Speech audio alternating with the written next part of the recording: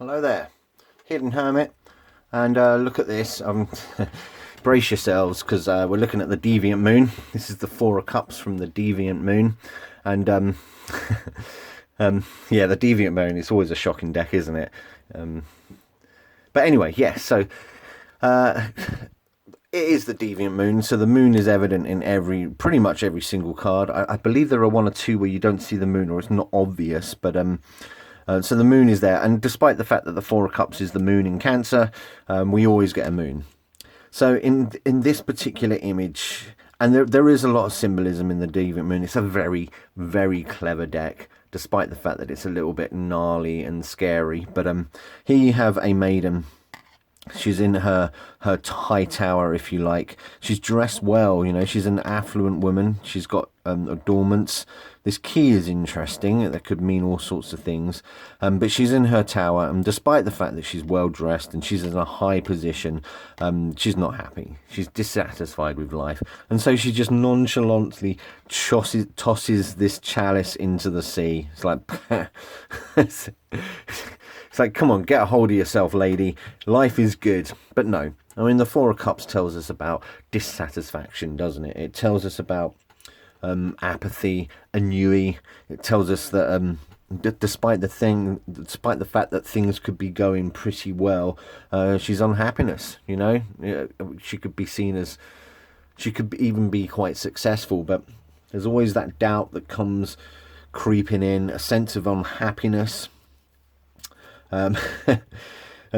Disappointment in one's life. I mean, I always like to think that the Four of Cups, that say for example you win the lottery, or you know, you land a dream job, you're always going to get to that point where you start questioning it. You start thinking, well, what else can life offer me?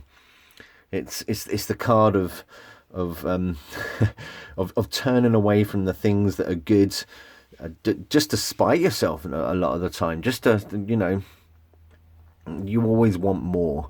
That's the lesson from the Four of Cups, I think. I mean, it can have many, many different vibes, you know, meditation, sorrow, but that disappointment, despite the fact that the too much of a good thing is also a good way of describing the vibe of the Four of Cups. So yeah, you have the I don't know what the significance of the Viking boat is. I think it's just to signify that the sea is there. And yes, you know, it is the moon in Cancer, so we've got the water element there. We've got the cups as well. It's interesting that the liquid being spilled from the chalice is red, so it could be an abundant red wine, if you like. It could be the blood of life, indeed. And yeah, the mysterious image is the key here. Perhaps, you know, she needs to unlock her own. The key is that, you know, indeed connected to her mind. Is it her mind, that the moon element? You know, the idea that the moon can wax and wane, can give us different things. So in its full state, it always wanes after its full state. So, you know, you always get that kind of a reduction in what you've already had. Does that make sense? It makes sense to me.